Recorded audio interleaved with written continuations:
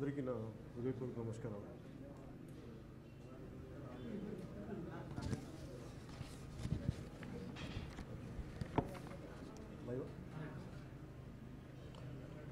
అందరికీ నా హృదయపూర్వక నమస్కారాలు. గత 3 రోజులుగా ఆంధ్రప్రదేశ్ స్పెషల్ కేటగిరీ స్టేటస్ గురించి జరుగుతున్న గొడవలు ఇవన్నీ మీకు తెలిసిందే. వాటిని పరిష్కరించకుండా వాటిని డిలే చేసి గోటితో పోయేదాన్ని గొడ్డల దాకా తీసుకొచ్చి సమస్యలు చేయడం వల్ల వాటి మీద నాకు వచ్చిన కోపం, ఆవేదనతో జనసేన పార్టీ స్థాపించాం. ముఖ్యంగా నాకు దీంట్లో కనిపించేది ఏంటంటే ఆపర్చునిస్టిక్ పాలిటిక్స్, అవకాశవాద రాజకీయాలు. పదవిలోకి రాకముందు ఆకాశాన్ని తెస్తాం, చంద్రుని భూమి మీదకి తీసుకొస్తామని ఆశలు కల్పించి పదవుల్లోకి వచ్చాక, అధికారంలోకి వచ్చాక వాటిని మర్చిపోయి వాటి కుండి సాకులు చెప్పి తప్పించుకోవడం నాకు నచ్చలేదు. ఇది నా ఒక్కడికే కాదు, అనేక లక్షల మందికి, కోట్ల మంది ప్రజలకి ఆవేదన, బాధ ఇవన్నీ జనసేనని అనే పార్టీని స్థాపించడానికి కారణమైంది. భిన్న సంస్కృతులు, భిన్న మతాలు, భిన్న కులాలు, వీటిని గౌరవించకుండా, వీటిని అర్థం చేసుకోకుండా ఏ ఒక్క రాజకీయ పార్టీ కానీ ఎవరు కానీ ప్రభుత్వాలు నడపలేరు. ఆ రోజున తెలుగుదేశం పార్టీకి కానీ భారతీయ జనతా పార్టీ అలయన్స్కి ముఖ్యంగా నేను సపోర్ట్ చేయడానికి కారణం, అప్పటికి 10 సంవత్సరాలు కాంగ్రెస్ ఉండి సమస్యల్ని తాత్సారం చేసి గోటితో పోయేదాన్ని గొడ్డల్లాగా తీసుకొచ్చి ఇంకా పరిష్కరించకుండా ఉన్నందుకు కొత్తగా ఒక పార్టీ కొత్తగా ఒక ప్రధానమంత్రి గారు అవుతున్నారు, గుజరాత్ ముఖ్యమంత్రిగా ఉండి ప్రధానమంత్రి అభ్యర్థిగా ఉన్నారు. ఆయన సమస్యను అర్థం చేసుకుంటారు. అలాగే 10 సంవత్సరాలు తెలుగుదేశం పార్టీ అధికారంలో లేదు. ఇప్పుడు జరిగిన అనుభవాల నుంచి వారు పాఠాలు నేర్చుకొని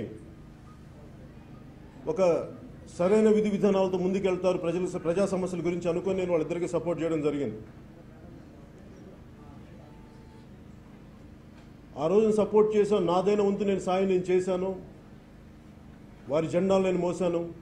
నాతో పాటు నన్ను నమ్మిన వారందరూ మోశారు, నన్ను ఫాలో అయిన వాళ్ళందరూ మోశారు. కానీ వారు ఏమైతే మాట ఇచ్చారో ఈరోజు వాళ్ళు వెనక్కి తప్పేశారు. దాని ముఖ్య కారణం, ఆ రోజున సిద్ధార్థనాథ్ సింగ్ గారి మాటలు చూస్తూ ఉంటాను. వారికి సపోర్ట్ చేసినప్పుడేమో నీకు రాజకీయ అనుభవం ఉందా, భారతీయ జనతా పార్టీ నాయకులు ఏ రోజున వారికి మద్దతు పలికినప్పుడు నీకు రాజకీయ అనుభవం ఉందా, నీకేం తెలుసు రాజకీయాల గురించి అని అడగలేదు. నన్ను కర్ణాటక పంపించారు, తమిళనాడు బోర్డర్లకు పంపించారు, తెలంగాణ నలుమూలలకు పంపించారు, ఆంధ్రప్రదేశ్ మొత్తం తిప్పారు. ఆ రోజు ఎవరు నా రాజకీయ అనుభవం అడగలేదు, నీకెంత తెలుసు రాజకీయాల గురించి అని. ఈ రోజున స్పెషల్ కేటగిరీ స్టేటస్ గురించి అడిగితే నువ్వు రాజకీయాల గురించి ఏబిసిడీలు తెలివి నువ్వు నేర్చుకొని రా అంటారు. ఇంతకు మించిన అవకాశవాదం ఏంటో నాకు కనిపించలేదు వీళ్ళ దగ్గర. ఈ రోజున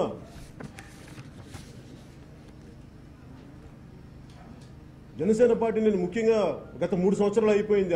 అన్ని పార్టీలు, అది అటు బీజేపీ అధికారంలోకి వచ్చి కేంద్రంలో, ఇటు ఆంధ్రప్రదేశ్లో తెలుగుదేశం పార్టీ అధికారంలోకి వచ్చి ఈ దాదాపు ఈ 3 సంవత్సరాల కాలంలో నేను ప్రభుత్వాలని ఇబ్బంది పెట్టే ప్రశ్నలు కానీ ఎందుకు, దానికి కారణం ఏంటంటే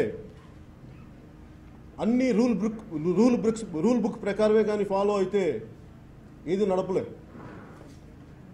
అప్పుడు cash for note for vote ఇష్యూలో కూడా నేను మాట్లాడకపోవడానికి కారణం, అది ఒక తెలుగుదేశం పార్టీ చేసి ఉంటే, అంతకుముందు ఎవరు లేకుండా తెలుగుదేశం పార్టీ ఒకటి చేసి ఉంటే ఖచ్చితంగా చాలా బలంగా నిలదీసేవాడిని. అన్ని పార్టీలు హార్స్ ట్రేడింగ్ చేస్తాయి. అందుకని వాటిని దృష్టిలో పెట్టుకొని నేను మన కంట్లో దూలం పెట్టుకొని ఎదుటోళ్ళ కంట్లో పెద్ద దూలం చూడటం ఎందుకని చెప్పి దాదాపు అన్ని పార్టీలు ఒకటే అని చెప్పి నేను ఇదే వేదిక మీద నేను మాట్లాడాను. అలా ప్రతిదీ నేను ఎందుకు అలా కొద్దిగా వెనకేసుకు రావడం అంటారో, దాన్ని మీరు ఏదైనా అనుకోండి. దానికి నా ఉద్దేశం ఏంటంటే, ప్రతిదానికి గొడవ పెట్టుకుంటే ప్రజలకి ఆల్రెడీ విడిపోయిన రాష్ట్రాలు మనవి.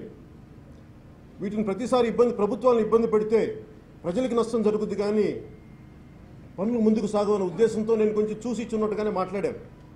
అది తెలుసో తెలియకో కాదు, తెలిసి ప్రజా సమస్యలను ముందుకు తీసుకెళ్ళాలి, ప్రజా సమస్యలకి పరిష్కారం కావాలన్న ఒక ఆలోచన విధానంతో నేను అలా చేశాను తప్ప వాళ్ళు చేసింది రైట్ అనో వాళ్ళని వెనకేసి రావటమో కాదు.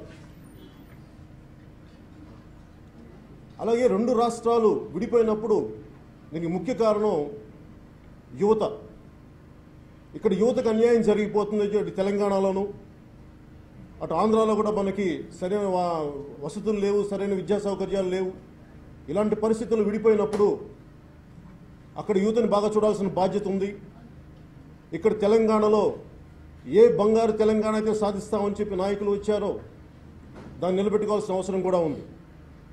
వీటన్నిటిని దృష్టిలో పెట్టుకొని నేను ఏ రోజున ఏ ప్రభుత్వాన్ని కూడా ఇబ్బంది పెట్టే మాటలు మాట్లాడలేదు, కానీ అర్థం చేసుకునే ప్రయత్నం చేశాను.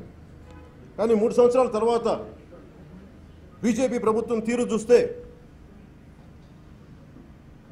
ఒక ప్రజలు కోరుకుంది ఏంటంటే మన ప్రధానమంత్రి గారి దగ్గర నుంచి, నరేంద్ర మోదీ గారి దగ్గర నుంచి ఒక బెనోవలెంట్ డెమోక్రసీ కావాలని కోరుకున్నారు. కానీ పోకడలు చూస్తుంటే అటు పూణే ఫిల్మ్ ఇన్స్టిట్యూట్ సమస్య దగ్గర నుంచి, అటు రోహిత్ వేముల సమస్య దగ్గర నుంచి ప్రతి చోట డిమానిటైజేషన్ దగ్గర నుంచి ప్రతిదీ కూడా ఒంటెద్దు పోకట్లు పోతున్నాయి. మేము కోరుకున్నది బెనోవలెంట్ డెమోక్రసీ, అంతేగాని not bordering on dictatorial democracy. ఇది మాకు చాలా బాధ కలిగిస్తుంది, బాగా ఇబ్బంది కలిగిస్తుంది. మేము భారతీయ జనతా పార్టీ ప్రభుత్వాన్ని కానీ నాయకుల్ని కానీ మేము ఎంత అర్థం చేసుకుందాం అనుకున్నా కానీ మాకు చాలా బాధగా ఉంటుంది. మింగుడు పడట్లేదు. ఏమి చేద్దాం అనుకున్నా కానీ ఒంటెద్దు పోకటి వెళ్తున్నారు, ఎవరి మాట వింటలేదు. మీరు అనుకున్నది మీరు చేయటమే కానీ ప్రజల మనోభావాలను మీరు దృష్టిలో తీసుకోవట్లేదు. ఇది మాకు చాలా బాధ కలిగిస్తుంది. మొన్న నా మధ్యన నేను తమిళనాడు ఒక 4 రోజుల క్రితం షూటింగ్కి వెళ్ళినప్పుడు, ఈరోజు జల్లికట్టు కొత్తగా వచ్చిందేమో కానీ నేను తమిళనాడు కొన్ని సంవత్సరాలు చదువుకున్నాను. అక్కడ నాకు స్నేహితులు ఉన్నారు. వాళ్ళు నాకు చెప్పింది ఏంటంటే జల్లికట్టు అనేది చాలా పెద్ద గొడవ అవుతుందని చెప్పారు. నాకు అర్థం కాలేదు. ఏంటంటే నాకు వాట్సాప్ గ్రూప్ చూపించారు, ఇవన్నీ సర్క్యులేట్ అవుతున్నాయంటే నేను వాళ్ళని అడిగాను దేనికని. అడిగితే వాళ్ళు అన్నది ఒకటి, జయలలిత గారు చనిపోయినాక భారతీయ జనతా పార్టీ ప్రభుత్వం అక్కడ తమిళనాడు రాజకీయాలను శాసించటం, అక్కడ రాజకీయ నాయకులకి పార్టీలకి ఒప్పుకోగలిగారేమో కానీ తప్పలేదేమో కానీ అక్కడ ఉన్న యువత కానీ ప్రజలకి అసలు ఇష్టం లేదు. ఎందుకంటే మన ద్రావిడ సంస్కృతి మీద దాడిలాగా బీజేపీ చేస్తున్న దాడిగా వివరించారు. అందుకని వాళ్ళ యువత నాకు ఆ సర్క్యులేషన్ నాకు చూపించారు. ఇది చాలా పెద్ద గొడవ అవుద్ది, నువ్వు చూసుకో ఒకసారి నీకు తెలుస్తుంది అన్నారు. ఈ రోజున జల్లికట్టు అనేది మీరు దయచేసి ప్రతి ఒక్కరు అర్థం చేసుకోవాలి. జల్లికట్టు అనేది ఒక ఎద్దులని లొంగ తీసుకునే ప్రక్రియ కాదు. అది సంస్కృతిలో భాగం. ఇవన్నీ పక్కన పెడితే వాటన్నిటికంటే కూడా బీజేపీ మీద అక్కడ తమిళనాడు యువతకున్న కోపం అది. వాళ్ళు అలా చూపించారు బయటకు వచ్చి. వాళ్ళ నాయకులు వాళ్ళకి మద్దతు పలకలేకపోతుంటే, బీజేపీని ఎదిరించలేకపోతుంటే, తమిళనాడు రాజకీయాలను వాళ్ళు శాసిస్తుంటే ఆ కోపంతో వాళ్ళు బయటకు వచ్చారు. జల్లికట్టుని అలాగ చూడాలి, అది నిజంగా అర్థం చేసుకున్న వాళ్ళకి అదే అని అర్థమవుతుంది. అలాగే ఈ రోజున రాష్ట్రాలు ఆంధ్రప్రదేశ్ ముఖ్యంగా అటు తమిళనాడు కానీ ఫెడరల్ స్ట్రక్చర్ని రిప్రజెంట్ చేస్తున్నాయి. ఫెడరల్ గవర్నమెంట్ పాలసీస్ని వాళ్ళు మినీ బీజేపీలా తయారయ్యారు. కానీ ముఖ్యంగా ఆంధ్రప్రదేశ్ మినీ బీజేపీలా తయారైంది. కానీ అక్కడ తెలుగుదేశం ప్రభుత్వం లేదు. అక్కడ మీరు ఆ రోజున ఒక్కొక్కరు 5 సంవత్సరాలు కాదు, 10 సంవత్సరాలు కాదు, 15 సంవత్సరాలు కూడా సరిపోదని చంద్రబాబు గారు అంటే, వెంకయ్యనాయుడు గారు గొంతు చించుకొని ఇవ్వాలి, రాష్ట్రానికి ఇవ్వాలి, అన్యాయం జరిగిపోతుందని చెప్పి అందరినీ నమ్మకం కలిగించి ఓట్లు వేయించుకొని ముందుకెళ్ళాక ఈ రోజున సంజీవిని విద్యగా అదేమన్నా సంజీవినియా, లేదంటే అది మర్చిపోయిన అధ్యాయం, గతించిన అధ్యాయం అనే మాటలు మాట్లాడుతున్నారు. అంటే మీకు ప్రజలంటే, వెంకయ్యనాయుడు గారు మీకు ప్రజలంటే ఆటలుగా ఉందా? మీకు మీ ఇష్టానికి ఒక మాట మాట్లాడి ఇంకో రోజు ఇంకో మాట మాట్లాడితే మేము చూస్తా చేతులు కట్టుకొని కూర్చుంటాం అనుకుంటున్నారా? మీరు ఏమనుకుంటారండి? మీరు స్వర్ణ భారతి ట్రస్ట్ కోసం పెట్టినంత మనసు ఆంధ్రప్రదేశ్ రాష్ట్రానికి గారి పెట్టినుంటే ఈ పాటికి ప్రత్యేక ప్యాకేజ్, ఖచ్చితంగా ప్రత్యేక స్పెషల్ స్టేటస్ వచ్చిండేది. మీరు స్వర్ణ భారతి ట్రస్ట్ కోసం పెట్టినంత మనసు ప్రజా సమస్యల మీద కానీ, ఆంధ్రప్రదేశ్ సమస్యల మీద కానీ, ఆంధ్రప్రదేశ్ ప్రత్యేక స్టేటస్ మీద కానీ మీరు మనసు పెట్టలేదు. మీరు 3 సంవత్సరాల్లో ఇన్ని రకాల మాటలు మారిస్తే ప్రజలెవరు మిమ్మల్ని నమ్మట్లేదు. మీరు సన్మానాలు చేయించుకోవచ్చు, ఏదైనా చేయించుకోండి, కానీ మీ మాటలను నమ్మే పరిస్థితిలో ప్రజలు లేరు. అలాగే వెంకయ్యనాయుడు గారి పదజాలం ఎలా ఉంటుందంటే, స్పెషల్ స్టేటస్ను 5 సంవత్సరాలు కాదు 10 సంవత్సరాలు ప్రసాదిస్తూ ఉంటారు. ప్రసాదించడానికి మీరేమైనా దేవుళ్ళా అండి? మీరేమైనా దేవుళ్ళా? దిగొచ్చారా? మీరు అందరిలాంటి మనుషులు కాదా? మీరు ప్రత్యేకంగా దిగొచ్చారా? ఢిల్లీ రక్షణ కవచాల్లో కూర్చొని మీ ఇష్టం వచ్చినట్టు మీరు మాట్లాడితే మీరు దిగొచ్చారు అనుకుంటున్నారా? మేమందరం మీ బానిసలమా? ఏమనుకుంటున్నారు మీరందరూ? మేము ఈ దేశ ప్రజలు మీరు ఇష్టానికి మాట్లాడితే కుదరదు. ఒకరోజు ఒక మాట చెప్పి ఇంకో రోజు ఇంకో మాట చెప్తే కుదిరి మేము ఖాళీగా కూర్చునే వ్యక్తులం కాదు, మనుషులం కాదు, ప్రజలం కాదు. మీరు దయచేసి మా ఆవేదన మీరు అర్థం చేసుకోండి. నోటికి వచ్చినట్టు నోటికి ఇష్టం వచ్చినట్టు మీరు 4 మడత తిప్పుతా మాట్లాడితే మేము కూర్చుంటూ సహించేది లేదు. మేము ఇక్కడ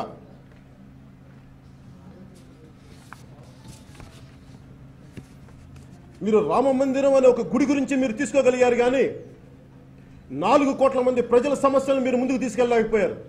ఎందుకంటే ఇది మీకు ఓట్లు తెస్తో లేదో నాకు తెలియదు, మీకు అది రాదని మీకు నమ్మకం వచ్చిందేమో, అందుకని మీరు ముందుకు తీసుకెళ్ళట్లేదేమో. అలాగే ముఖ్యమంత్రి గారికి సంబంధించి ముఖ్యమంత్రి గారు చంద్రబాబు నాయుడు గారు, వారికి ముఖ్యంగా సపోర్ట్ చేయడానికి నేను కారణం వారి అడ్మినిస్ట్రేటివ్ ఎక్స్పీరియన్స్, వారి పరిపాలనా అనుభవం. నేను 2014 ఎన్నికల్లో చెప్పాను, వారి పరిపాలనా అనుభవం ఆంధ్రప్రదేశ్కి కావాలి అని చెప్పి. కేవలం పరిపాలనా అనుభవం ఒకటే దృష్టిలో పెట్టుకొని ఆయన ఆంధ్రప్రదేశ్ ప్రత్యేక స్టేటస్ గురించి ముందుకు తీసుకెళ్ళకపోవటం అది నైతికంగా ఆయన చేస్తున్న తప్పు. అది మీరు సరిదిద్దుకోవాలి. ఎందుకంటే మీరు మాట ఇచ్చారు. మీరు అంటున్నారు ఈ రోజున స్పెషల్ స్టేటస్ కాకుండా స్పెషల్ ప్యాకేజ్ వల్ల కాకుండా స్పెషల్ స్టేటస్ వల్ల కొత్తగా వచ్చే సమస్యలు ఏమేమి బెనిఫిట్స్ అని అడుగుతున్నారు. మీరే డిమానిటైజేషన్కి నేనే మద్దతు పలికాను అన్న ముఖ్యమంత్రి గారు, అలాగే నేనే చెప్పానని చెప్పిన తర్వాత మళ్ళీ నేను ఇది చాలా ఇబ్బందిగా ఉందన్నారు, చాలా గొప్పదన్నారు. మీరే 5 రకాల మాటలు మార్చారు. మీకే ఇన్ని సమస్యలు ఉన్నప్పుడు, మీకు ఇంత అనుభవం ఉన్న మీకే ఇన్ని రకాలుగా మీరు మాట మారుస్తున్నప్పుడు మరి దాని మీద మీరు మాట మార్చట్లేదని నేను ఎందుకు అనుకోకూడదు చెప్పండి. మీరు ఎందుకు కాంప్రమైజ్ అయ్యారో నాకు చెప్పండి. ఏ బేసిస్లో మిమ్మల్ని ఇబ్బంది పెట్టారో, మిమ్మల్ని ఎవరిని కాంప్రమైజ్ అవ్వమని చెప్పారో నాకు ఆ కారణాలు చెప్పండి. ఇది నాకు కాదు, మీరు ప్రజలకి చెప్పాల్సిన అవసరం. ఎందుకంటే మిమ్మల్ని నమ్మి ఓటేసి ఈరోజు మిమ్మల్ని అధికారంలో కూర్చోబెట్టారు. దయచేసి దీన్ని మీరు చేయనప్పుడు మీరు Lee Kuan Yew, Singapore late ex premier లాంటి ఆయన ఆధ్వర్యంలో నిర్మించిన సింగపూర్ లాంటి దేశాన్ని నేను నిర్మిస్తాను, రాజధాని నిర్మిస్తానని చెప్పి ఈ రోజున మీరు ఎలాంటి వ్యక్తులను పక్కన పెట్టుకున్నారు? సుజనా చౌదరి గారు లాంటి వ్యక్తుల్ని. నాకు వీరందరూ వ్యక్తిగతంగా నాకు అందరూ పరిచయం ఉంది. సుజనా చౌదరి గారు కానీ, రాయపాటి సాంబశివరావు గారిని, నాకు వాళ్ళందరి మీద గౌరవం ఉంది. వాళ్ళు ఎవరు నాకు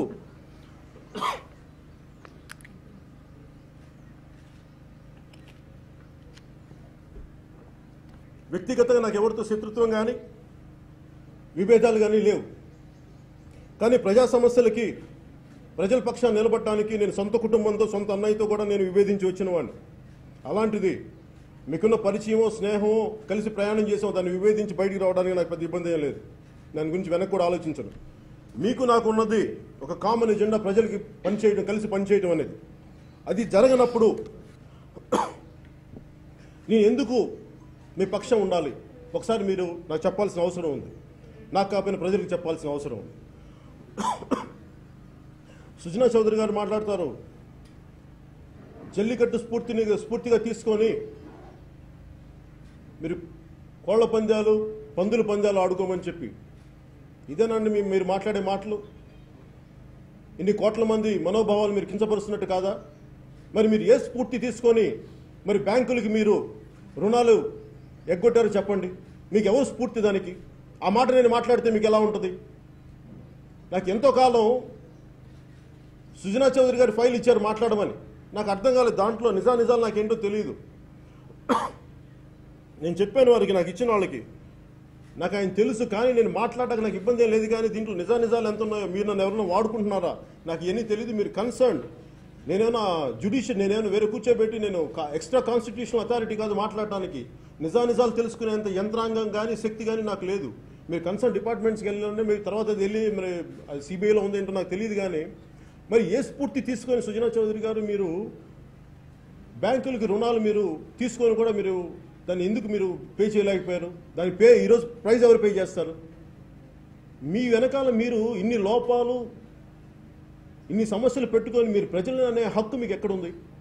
మీరు చేతనైతే స్పెషల్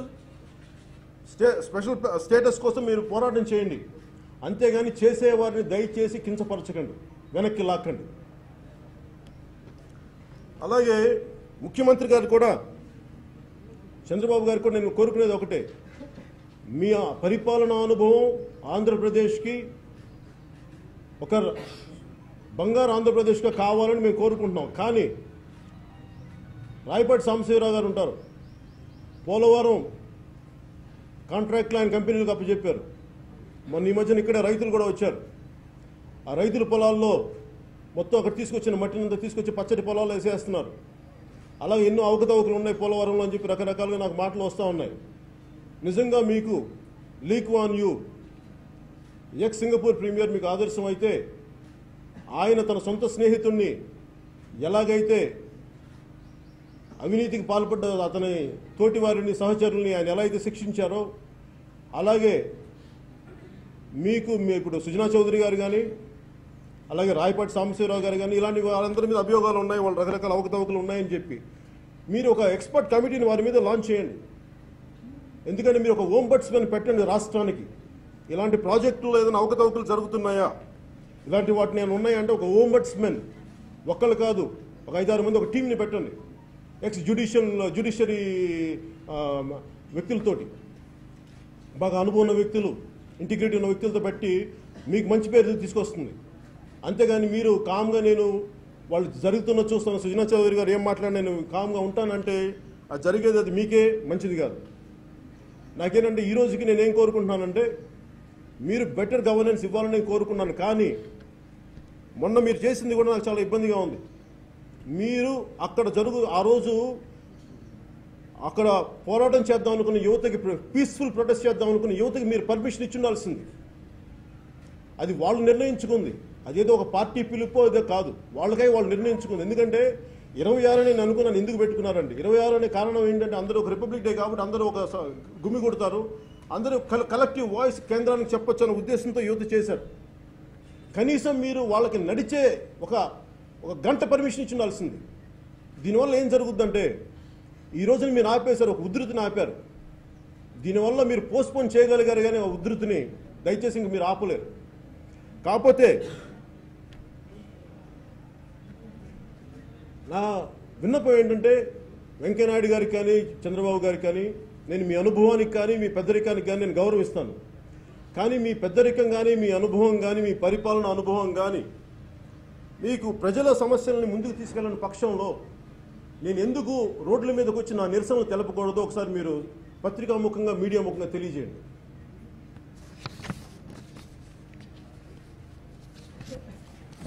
అలాగే కేంద్ర ప్రభుత్వాన్ని, మోదీ గారిని మిమ్మల్ని నమ్మకంతో గెలిపించారు, ప్రేమతో గెలిపించారు. అలాగే రాష్ట్ర ప్రభుత్వాలను కూడా ప్రేమతో గెలిపించారు. కానీ మీరు భయపెట్టి పాలిస్తానంటే ఎట్లా? మీరు ప్రతి ఒక్కరు, మీడియా వాళ్ళు భయపడతారు, ప్రొఫెసర్స్ భయపడతారు. ప్రతి ఒక్కరిని భయపెట్టి పరిపాలిద్దాం అంటే కుదరదు. ఎందుకంటే పరిపాలన అనేది నాయకుడు పాలసీలు బాగలేనప్పుడు ప్రజలు వస్తారు, ప్రొటెస్ట్ చేస్తారు. మీరు చెప్పాల్సిన బాధ్యత ఉంది. అంతేగాని మీరు కేవలం పోలీసుల ద్వారా ప్రతిదీ కంట్రోల్ చేద్దామంటే మీరు ఒక్క పోలీసులతో ఒక కాశ్మీర్ని కంట్రోల్ చేయలేకపోతున్నాం. దేశం ప్రపంచంలో సమస్య అయింది. అలాంటిది మీరు దేశం అంతా ఈరోజు జల్లికట్టు అని చెప్పి తమిళనాడులో పోలీసులతో అక్కడ కంట్రోల్ చేయించి, ఆంధ్రప్రదేశ్లో యువత ప్రొటెస్ట్ చేద్దాం అనుకుంటే అక్కడ కంట్రోల్ చేయించి, ఇక్కడ తెలంగాణలో కూడా ఇలా చేస్తే కేవలం పాలసీల ద్వారా మీరు ప్రజలకి కమ్యూనికేట్ చేయాలి. కానీ మీరు పోలీసుల ద్వారా ప్రజల్ని యువతని కంట్రోల్ చేద్దామంటే అది మీరు తాత్సారం చేసినట్టు, పోస్ట్పోన్ చేసినట్టు అవుద్ది. కానీ ఇది గోటితే పోయేదని గొడ్డల దాకా తీసుకురావద్దు దయచేసి.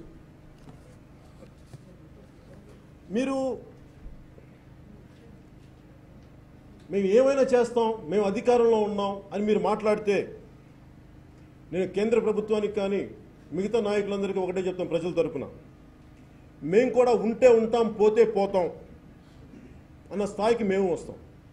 అప్పుడు వచ్చినప్పుడు నేను వ్యక్తిగతంగా చెప్తున్నాను, నా కుటుంబం ఉంది, నాకు పిల్లలు ఉన్నారు, నా కెరీర్ ఉంది, వీటన్నిటిని వదులుకొని కూడా నేను గొడవ చేయగలను, అన్నిటికీ సిద్ధపడే వచ్చాను పాలిటిక్స్కి. దయచేసి మీరు ఆ విషయం మటుకు మీరు మర్చిపోకండి.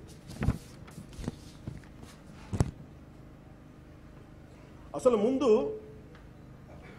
ఆంధ్రప్రదేశ్ స్పెషల్ కేటగిరీ స్టేటస్ ఇస్తారా ఇవ్వరా అనే దానికంటే కూడా మీరు ఎన్ని మాటలు మార్చారు. మీరు ఒకరోజు ఇస్తామన్నారు, 5 సంవత్సరాలు కాదు 10 సంవత్సరాలు అన్నారు, 15 సంవత్సరాలు అన్నారు, లేదు స్పెషల్ ప్యాకేజ్ అన్నారు. స్పెషల్ ప్యాకేజ్ని ఎందుకు నమ్మట్లేదు చెప్తాను. చంద్రబాబు నాయుడు గారు ఆంధ్రప్రదేశ్ని విడగొట్టినప్పుడు 12 గంటలు విడగొట్టారు, అది చూసాం. అలాగే ప్రజలకు ఉపయోగపడే స్పెషల్ కేటగిరీ స్టేటస్ ఇవ్వలేనప్పుడు స్పెషల్ ప్యాకేజ్ దానికి పేరు మార్చాం, కానీ దాదాపు అదే అన్నారు. మరి అర్ధరాత్రి పూట ఇవ్వాల్సిన అవసరం ఏముందండి? నిజంగా అది ప్రజలకే మీకు అది సరైనది అయితే మీరు అర్ధరాత్రి పూట అంత హడావిడిగా ఇవ్వాల్సిన అవసరం ఏముంది? మీలో ఏవో తప్పులు ఉన్నాయి.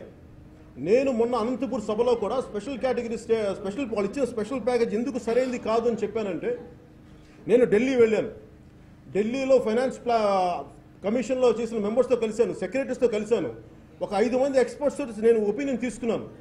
వాళ్ళు ఏం చెప్పారంటే మొత్తం రాష్ట్రానికి రావాల్సిన వాటానే వీళ్ళు పేరు మార్చి ఇచ్చారు అని చెప్పి చాలా డీటెయిల్గా ఇస్తే నేను అవే సమస్యలు నేను ఉదహరించాను వాళ్ళు చెప్పిందే. అలాగే పోలవరం అది ఒక ఇంటిగ్రేటెడ్ ప్రాజెక్ట్, అది అటు నీటి అవసరాలకి, అటు వ్యవసాయ అవసరాలకి, అలాగే పారిశ్రామిక అవసరాలకి. కానీ వాళ్ళు ఇచ్చిన ప్రాజెక్ట్ ప్రకారం కేవలం ఇరిగేషన్కే తప్ప మిగతా వాటికి కాదు. దాని గురించి నేను అనంతపూర్లో మాట్లాడిన ఈ రోజుకి దాని మీద సమాధానం లేదు రాష్ట్ర ప్రభుత్వం నుంచి. అలాగే వెనుకబాటు 5 జిల్లాలను వెనుకబాటు జిల్లాలుగా గుర్తించామన్నారు. మరి గుర్తించి మరి పంపించారా కేంద్రానికి? మరి ఎప్పుడు ప్రారంభిస్తారు? వాళ్ళు ఇచ్చింది 5 సంవత్సరాలు, అది కూడా మేము అనుకుందాం. మరి ఎప్పుడు మీరేం ప్రారంభించలేదు కదా, ప్రారంభించిన కాడికి మీరు ఏం న్యాయం చేస్తున్నట్టు ప్రజలకి? అందుకని ఇలాంటి వాటికి సమాధానం లేవు రాష్ట్ర ప్రభుత్వం దగ్గర. కేంద్రంలో ఉండే ప్రతి ఒక్కరికి మీరు ప్రత్యేకించి దయచేసి పుట్టలేదు, మీరు అందరిలాంటి మనుషులే. మీరు రక్షణ వలయాల్లో కూర్చొని మీరు శాసించండి, బాధ్యతలు తీసుకున్నారు, మేము వాటిని గౌరవిస్తాం.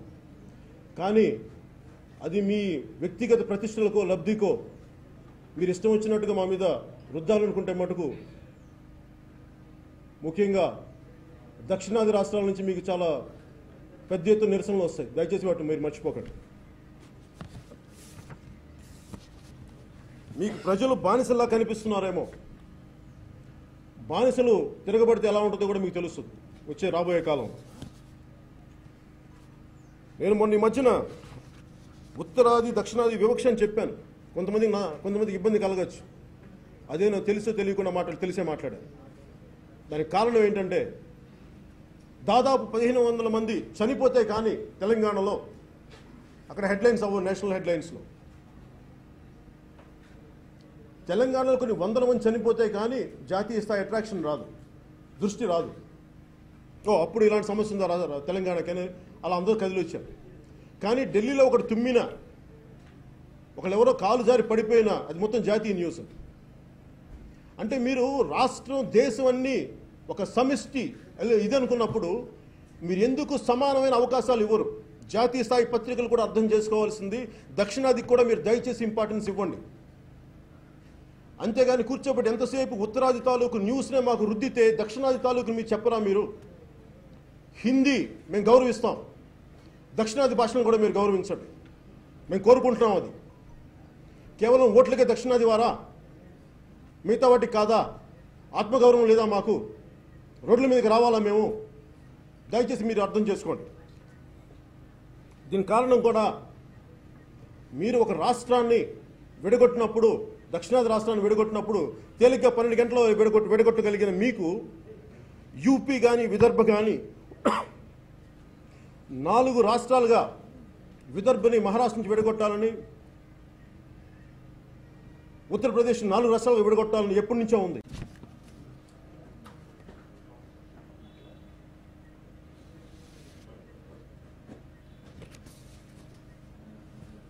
రెండు జాతీయ పార్టీలు ప్రజల్ని పావులుగా వాడుకొని మీ పవర్ గేమ్లో పావులుగా వాడుకున్నారు. దయచేసి ఇక్కడితో ఆపేయండి, లేదంటే మీరు ప్రజాగ్రహానికి గురి అవ్వాల్సి వస్తుందని కోరుకుంటూ సెలవు తీసుకుంటాం. Thank you.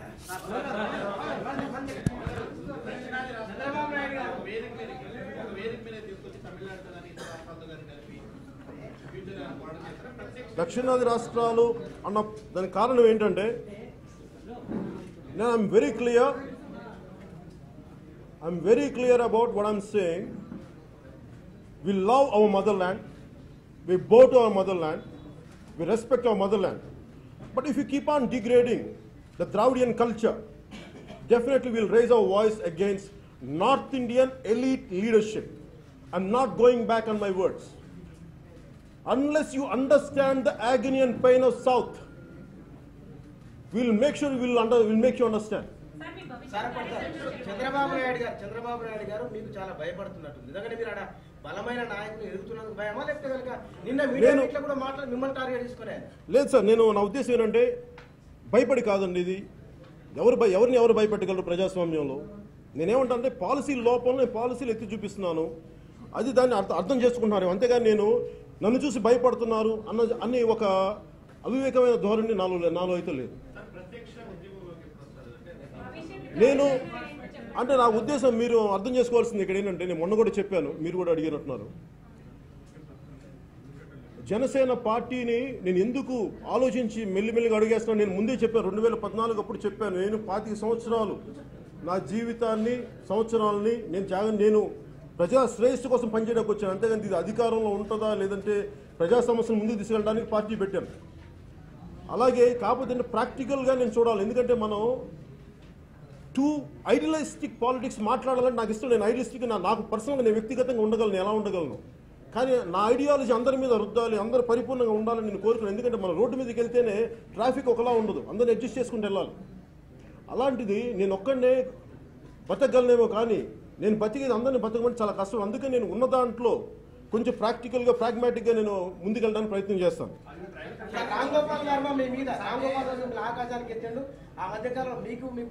నేను రామ్ గోపాల్ వర్మ గారి నుంచి ఒకటే మాట చెప్తాను. ఆయన ఈ సభలో మాట్లాడే వ్యక్తి కాదు కానీ, బట్ స్టిల్ ఆయనకి ఒకసారి సభాముఖంగా మీడియా ముఖంగా once for all I'll never speak about him again. ఆయన దాదాపు 50 ఏళ్ళ పైబడ్డ వ్యక్తి, ఆ మధ్యన పెళ్లి చేసిన కూతురు, పైగా పెళ్లి అయిన కూతుర్ని పెట్టుకొని పోర్నోగ్రఫీ ఫిల్మ్స్ని నేను కలెక్ట్ చేసుకుంటానని చెప్పి వ్యక్తి మాటలు దానికి ఏం గౌరవం, ఏం మాట్లాడమంటారు? ఆయన మాట్లాడి ఒక రోజు నన్ను ఎత్తచ్చు, ఒక రోజు నన్ను తగ్గించవచ్చు. నేను వీళ్ళందరికీ నేను సమాధానం చెప్పుకునే స్థితిలో నేను లేను.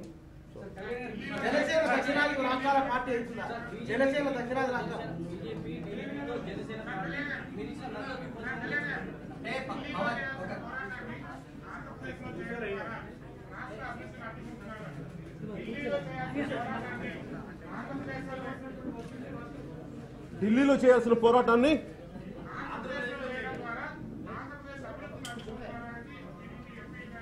ఎట్లా అభివృద్ధిని అడ్డుకుంటున్నామండి? నేను నిజంగా ఆంధ్రప్రదేశ్ అభివృద్ధిని అడ్డుకోవాలని నేను ఉండేవాడిని కదా. అది యూత్ పిల్ నేను మాట్లాడాలని. ఇందాక మీరు అడుగుతున్నారు జనసేన ఏం చేస్తుంది అనేది. ఎందుకంటే నేను ఇంత భావజాలం, ఇంత ఆలోచన విధానంతో మాట్లాడుతున్నప్పుడు నాతో నిలబడటానికి చాలా మందికి ఇబ్బందిగా ఉంటుంది.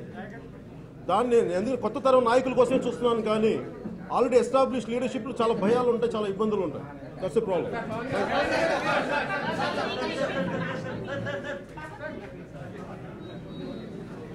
Hey!